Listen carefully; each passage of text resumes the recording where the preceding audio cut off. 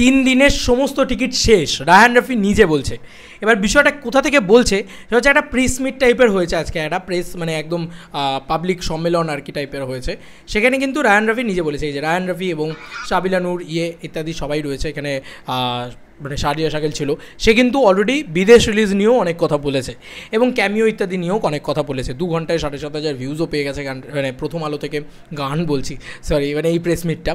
তো তাণ্ডব টিমের সংবাদ সম্মেলন কী বলা হয়েছে, কী বলেছে সেটা নিয়ে আমরা এখন এই সংবাদ সম্মেলনটাকে নিয়ে এখন এই ভিডিওটা বানাবো। তো প্রথমত রায়হান রাফি যেটা বলেছে সেটা হচ্ছে যে পার্শ্ববর্তী দেশের বাংলা চলচ্চিত্র বা বাংলার যে ইন্ডাস্ট্রি সেখানেও এরকম জিনিসপত্র ঘটেনি যেটা আমি ঘটিয়ে দিয়েছি বাংলা সিনেমাতে, মানে বাংলা সিনেমার ইতিহাসে। তো এটা তো সত্যি কথা, এটা নিয়েই তো সকালবেলা ভিডিওটা বানিয়েছিলাম যে সত্যি কথা আমাদের এখানে দেখে শেখা উচিত যে আমাদের এখানে হলো না, আমাদের এখানে কেউ করতে পারলো না ক্যামিও ডিজাইন। অনেক দিন ধরে এই ইউটিউবারগুলো পাগলের মতন কুকুর ছাগলের মতন বলে গেছিলো যে ক্যামিও বানাও, ইউনিভার্স বানাও। রায়হান রাফি করে দিয়েছে, এটা রায়হান রাফি করে দিয়েছে। তো ইউনিভার্স নিয়ে যার যত প্রশ্ন আছে রায়হান রাফি বলেছে আমি 2 দিন থেকে 4 দিন বাদে সব উত্তর দেবো, কারণ এটা এখনও পাবলিক দেখেনি, স্বাভাবিক, মানে দিনের দিন আজকে রিলিজ করেছে, আজকে এত ক্যামিও নিয়ে কথা বলে দিলে তো মুশকিল। তো ক্যামিও নিয়ে সবথেকে বেশি আলোচনা হচ্ছে, আমি তো বলেইছিলাম যখনই ইউনিভার্স হবে না তখন এটা হবে, আলোচনাটা এত ক্যামিও নিয়ে হবে, এত কিছু হবে, এত বাওয়াল হবে, ঠিক আছে, একটা বাওয়ালগিরি শুরু হয়ে যাবে, আর সেটাই হচ্ছে। আর এটা হওয়া মানে হচ্ছে একটা সিনেমা আরও বড় ব্যবসা করবে। তো এই সিনেমাটা ব্যাপক, এবং আমি শুধু দেখলাম সারিয়া শাকিলের স্টার সিনেপ্লেক্স নিয়ে কতটা মানে কনফিডেন্ট। কেন বলছি, কারণ ও বলছে 28 থেকে 35টা শো হয়ে গেছে, কালকে বলছে এরপরে 50টা 70টা 80টা এরকমও শো হবে, মানে কতটা কনফিডেন্স স্টার সিনেপ্লেক্স নিয়ে। যাই হোক, আমি এটা নিয়ে আর কিছু বলতে চাই না, বাকিটা তোমরা বুঝে নাও। আর বাকি সমস্ত যে মাল্টিপ্লেক্স চেনগুলো রয়েছে সেখানেও কিন্তু শো বাড়ছে তাণ্ডবের, এতটাই মানে সিট ক্যাপাসিটি ইস্যুতে ভুগছে এখন। ওই মানে প্রথম দিনেই শুরু হয়ে গেছে সেই বাওয়ালটা, এতটাই মানে টিকিট নেই। তো রাফি যেটা বলছে যে আপনারা অগ্রিম টিকিট বুকিং করে তারপরেই বাড়ি থেকে বের হন, কারণ আপনারা দেখতে আসছেন তাণ্ডব পরিবার নিয়ে, তারপরে সেখানে যদি তাণ্ডব দেখতে না পান অন্য কোনো ছবি দেখে বাড়ি যেতে হয়, কোনো ছবি তো সেই গুণগত মানে সেই লেভেলটা যাবে না যেটা তাণ্ডব যেতে পেরেছে, তো বুঝতেই পারছো। এবং বাংলাদেশের সিনেমা হল আছে 140টার কাছাকাছি, 39টার কাছাকাছি, 132টা হলই মেগাস্টার শাকিব খানের দখলে। এটা সারিয়া শাকিল বলেছে যে এ যাবৎকালে সবথেকে বড় গ্র্যান্ড রিলিজ এটা, কোনো হল নেই যেখানে এই সিনেমাটা নেই। তো এই জিনিসগুলো অলরেডি বলেছে। আচ্ছা, ওই ছায়াবানি নিয়ে যে বক্তব্যটা হয়েছে যেখানে ভাঙচুর করা হয়েছে সেটা নিয়েই বলেছে।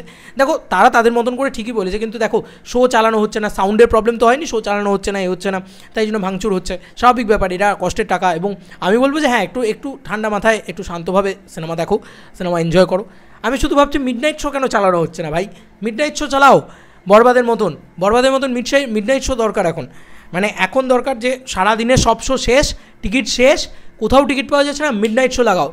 আমি শুধু এটাই বলবো। এবং রাফি এটাই বলেছে যে মানুষ দেখতে পাচ্ছে না, তো শো বাড়ানো উচিত সব জায়গায়। রাফি দেখছিলাম একটু বেশি মানে প্রায়োরিটি দেয় হচ্ছে ইয়েকে, তোমার সিনেপ্লেক্সগুলোকে বা মাল্টিপ্লেক্সগুলোকে। আমি দেখছিলাম রাফি এটা করছে আর কি, যে সিনেপ্লেক্সের শো বাড়াও, এরকম একটা জিনিসপত্র করছে।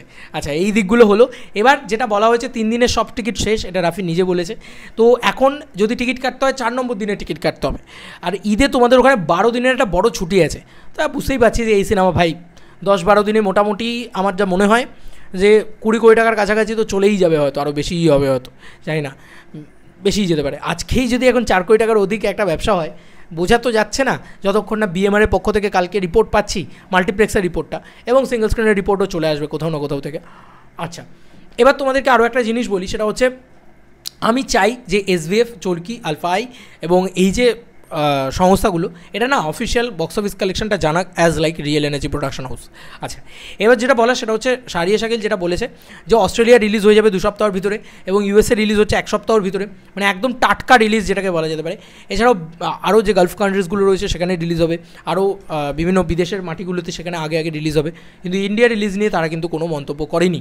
তাই আমি জানি না যে কবে আদৌ এখানে রিলিজ হবে, আদৌ হবে কিনা। আমি চাই তাড়াতাড়ি রিলিজ হোক, 2 সপ্তাহের ভিতরে হবে না, এটাকেও তো বোঝাই যাচ্ছে, 3 সপ্তাহের ভিতরেও হবে না, জানি না। এবার ভাই 1 মাস বাদে হলেও হোক এটা চাই, ব্যাস, আর কিছুই না। তাণ্ডব নিয়ে আলাদাই উৎসব উন্মাদনা বাংলাদেশের চলচ্চিত্র অঙ্গনে হচ্ছে এবং সেলিব্রেট হচ্ছে। এবার বিদেশের মাটিগুলোও আস্তে আস্তে খুলতে থাকবে, তাণ্ডব একটা হিউজ ব্যবসা করবে, এটা নিয়ে কোনো সন্দেহ নেই, কোথাও আটকানোর কোনো জায়গা নেই। তুফানের বাপ লেভেলে রিলিজ হয়েছে এবং অলরেডি তারা কনফিডেন্ট, রাফি এটা কনফিডেন্ট ছিল যে এইটা মানুষ এইভাবে দেখবে, এইভাবে সেলিব্রেট করবে। আর সত্যিই তো রাফি একটা ইতিহাস তৈরি করে দিয়ে গেছে, এই সিনেম্যাটিক ইউনিভার্স, এটা নিয়ে একটা ইতিহাস তৈরি করে দিয়ে গেছে। শাবিলা নূর বলেছে তার এক্সপিরিয়েন্স খুব ভালো, তার নার্ভাসনেস লাগছিল, সে কিন্তু আস্তে আস্তে যখন ফার্স্ট শো খোলে সেখানে যখন উদ্দীপনা দেখে, ওরকম ক্রেজ দেখে, তখন তার ভালো লাগে। অ্যাজ লাইক জয়া আহসানও সেম কথাই বলেছে যে মেগাস্টার শাকিব খানের ছবি এটা। ও শাহরিয়া শাকিল আরেকটা কথাও বলেছে স্পেশালি, যে এই ছবিটা কিন্তু আলটিমেটলি দা শাকিব খানের ছবি, দা শাকিব খান, এটা কিন্তু স্পেশালি শাহরিয়া শাকিল শেষের দিকে বলে। এবং জয়া আহসান কিন্তু এই কথাটা বলেছে যে মানে এই উদ্দীপনাগুলো ভালো লাগে, সেলফি তুলছে এসে, ক্রেজি জিনিসপত্র হচ্ছে, এগুলো ভালো লাগে। তো এই যে সংবাদ সম্মেলনটা আমার খুব ভালো লেগেছে, দারুণ লেগেছে অ্যাকচুয়ালিতে, ভালো লেগেছে বলেই তোমাদের সাথে শেয়ার করলাম, এতটা কথা বললাম। এবার বিদেশের রিলিজ নিয়েও এখানে জানা গেল, 3 দিনের টিকিট সোল্ড আউট এটাও জানা গেল। এবং রাফি কিন্তু এখন কোনোরকমভাবে কথা বলতে চায় না ইয়ে নিয়ে, তোমার ক্যামিও ইত্যাদি নিয়ে, তো সেটাও বোঝা গেল। ক্যামিও ইত্যাদি সবই বেরিয়ে গেছে, সবই জানা গিয়ে মানে হয়ে গিয়েছে। এবার যাই হোক, বাকিটা তো এখনও চমক হিসেবে থাকুক। আর তুফান 2 সেটাও তো প্ল্যান করে দিয়েছে, ওখানে পুরো একদম করে দিয়েছে, মানে শেষে পুরো একদম সেট আপ করে দিয়েছে তুফান 2 এর। ভাই কি হচ্ছে ভাই, রায়হান রাফি কী করছে। চলো বন্ধুরা, নতুন কোনো ভিডিওতে দেখা হবে ভাই।